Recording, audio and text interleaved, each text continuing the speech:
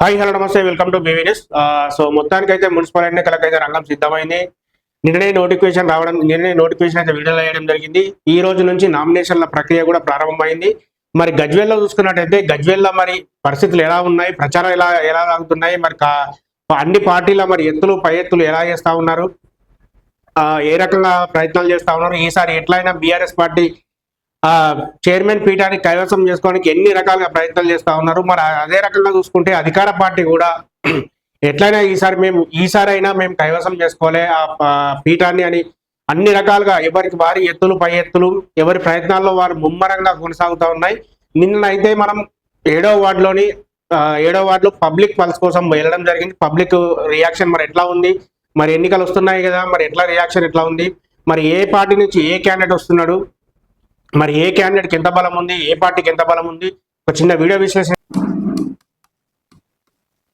గజ్వేల్లో నిన్న మనం 7వ వార్డులోకి సర్వేకి వెళ్ళడం జరిగింది. మరి ఆ సర్వేలో అయితే విస్తృతమైన విషయాలు తెలిసినాయి. బీఆర్ఎస్ పార్టీ, కాంగ్రెస్, బీజేపీ ఈ మూడైతే ప్రధాన పార్టీలుగా పోటీ చేస్తా ఉన్నాయి. ఈ మూడిట్లలో మరి ఎవరికి ఎంత ఉందంటే 7వ వార్డులో ఎర్రవెల్లి గ్రామం అనేది R&R కాలనీలో ఉన్న గ్రామం. అంటే గ్రామం అంటే ఇప్పుడు మున్సిపల్లో కలిసింది కాబట్టి 7వ వార్డులో ఎర్రవెల్లి కూడా 7వ వార్డులో ఉంది. అది మల్లన్న సాగర్ లో ముంపు బాధిత గ్రామం.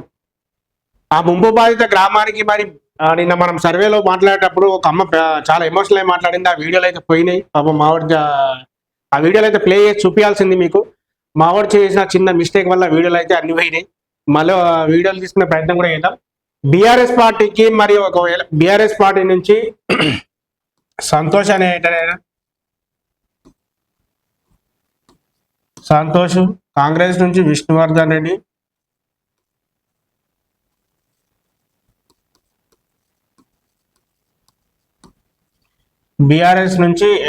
బీజేపీ నుంచి శశిధర్ రెడ్డి. వీళ్ళు ముగ్గురు ఈ పేర్లు అయితే వినిపిస్తా ఉన్నాయి. బీఆర్ఎస్ పార్టీ నుంచి అయితే ఆల్మోస్ట్ కన్ఫర్మ్ అయినట్టు తెలుస్తా ఉంది. విష్ణువర్ధన్ రెడ్డి పేరు కూడా ఆల్మోస్ట్ 99% ఖరారు అయినట్టు తెలుస్తా ఉంది. ఈయనైతే కన్ఫర్మ్ వ్యక్తి, 100% అయిపోయింది. అది వీళ్ళిద్దరు పేర్లు అయితే బయటికి అనౌన్స్ చేయాల్సి ఉంది. మరి అనౌన్స్ ఎప్పుడు చేస్తారు మరి చూడాలి. ఎందుకంటే 30వ తేదీ వరకే నామినేషన్ల ప్రక్రియ ఉంది కాబట్టి ఈ రోజు వచ్చే అవకాశం ఉంది. మరి మల్లన్న సాగర్ ముంపు బాధితులకు మరి బీఆర్ఎస్ పార్టీ నిన్న మనం చేసిన సర్వేలో బీఆర్ఎస్ పార్టీ మరి ఏ రకంగా సాయం చేసింది, మీకు అన్ని రకాల పరిహారాలు అందించిందా అంటే ఇక ఒక్కొక్కరు ఏడుస్తుంటే ఆ బాధలు చెప్పడానికి అగమ్య గోచరంగా ఏర్పడేది. వాళ్ళ పరిస్థితులు ఘోరంగా ఉన్నాయి. సరే కొంత మేరకు ఇచ్చిరు, మరి కొంత మేరకు ఇచ్చి మిగతా అయితే కంప్లీట్ చేయలేకపోయారు. మరి కంప్లీట్ చేయనప్పుడు మరి కాంగ్రెస్ పార్టీ అధికారంలోకి వచ్చింది కదా, మరి అధికారంలోకి వచ్చిన పార్టీ మరి ఏమన్నా మీకు ఈ అధికారంలోకి వచ్చి దాదాపు 2.5 ఏళ్ళు అవుతుంది. మరి వాళ్ళు ఏమైనా చేసిరా అంటే వాళ్ళు కూడా ఏం చేయలేదు. ఇప్పుడు ఈ రెండు పార్టీల మధ్యలో ఉంది. వాళ్ళు స్పష్టంగా చెప్పేది ఏంది అంటే అందరి పేరు చెప్పట్లేదు, కొంతమంది అసలు వీడియోలు చూపిస్తే చాలా బాగా అర్థమవుతుండే. బీఆర్ఎస్ పార్టీ కాంగ్రెస్ పార్టీ మధ్యలోనే పోరుండే అవకాశం ఉంది. ఈ సంతోష్ గుప్తా అంటే చైర్మన్ కొడుకు, ఇక విష్ణువర్ధన్ రెడ్డి అంటే ఈయన రాజకీయ అవగాహన అంటే రాజకీయాల్లో ఎక్కువ తిరిగినోడు కాదు. మంచి వ్యక్తి అనేది వార్తలు వస్తున్నాయి. మరి మంచి వ్యక్తి మరి ఏ కాదు ఆ గ్రామస్తులకు తెలవాల్సింది, ఆ వార్డులో ఉన్న పబ్లిక్ తెలవాలి. శశిధర్ రెడ్డి అయితే ఈయన బీజేపీ, ఈయన జిల్లా కార్యదర్శి ఉన్నట్టున్నాడు. ఇంతకుముందు ఉమ్మడి కొండపాక మండల అధ్యక్షుడు కూడా పనిచేసిన వ్యక్తి. ఇప్పుడు వీళ్ళు ముగ్గురులో మరి ఎవరు బయటపడే అవకాశం ఉంది, మరి ఎవరు గెలిచే అవకాశం ఉంది? ఈ 7వ వార్డులో ఈయన సంతోష్ ఏం చేసిందంటే బోర్లు వేయించిండు. వీళ్ళు మల్లన్న సాగర్ నుంచి ముంపు బాధితులందరినీ గజ్వేల్ తరలించినాక మరి ఆయన తరలించినాక చేసినా తరలించిన తర్వాత కొన్ని రోజులు చేసినా తెలియదు. కానీ ఈయన కొంచెం పబ్లిక్ అందుబాటులో ఉండడం, పబ్లిక్ సమస్యల పైన రియాక్ట్ కావడం, పబ్లిక్ సమస్యలు తెలుసుకొని కొంచెం పరిష్కార మార్గంగా వెళ్ళడం. మరి విష్ణువర్ధన్ రెడ్డి ఎట్లా గెలిచే అవకాశం ఉందంటే ఆయనకు రాజకీయ అవగాహన కూడా చాలా తక్కువ ఉంది. ఏమున్నా ఆయనకు అధిష్టానం, కాంగ్రెస్ పార్టీ అధిష్టానం నర్సారెడ్డి,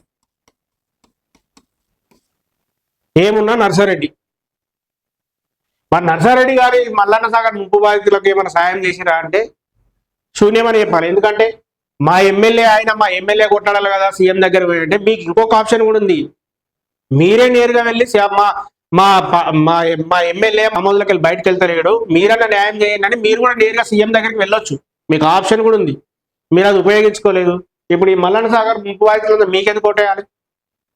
అంతో ఇంతో వీళ్ళు చేసిరు కదా పని. బీఆర్ఎస్ వాళ్ళు అయితే సరే, ఒక ప్రాంతానికి ఒక ప్రాజెక్ట్ వచ్చినప్పుడు కొందరు నష్టం జరుగుతుంది, 100 మందికి న్యాయం జరుగుతుందంటే ఒక 30 మందికి నష్టం జరుగుతుంది. అందరూ ఏకీభవించాల్సిందే. వారి ప్లేస్ లో మేమున్నా పోవాల్సింది, ఇంకోరున్నా పోవాల్సింది. ప్రాజెక్ట్ వచ్చేటప్పుడు ఎవరేం చేయలేరు. మరి ఇప్పుడు కాంగ్రెస్ పార్టీ వాళ్ళకు ఏమైనా న్యాయం చేసినా అంటే శూన్యమే కనిపిస్తా ఉంది. ఎందుకంటే ప్రభుత్వం ఏర్పడి 2.5 ఏళ్ళు అవుతుంది. ఆ 2.5 ఏళ్ళ నుంచి ఏం చేశారు వీళ్ళు? ఏం చేయలే కదా.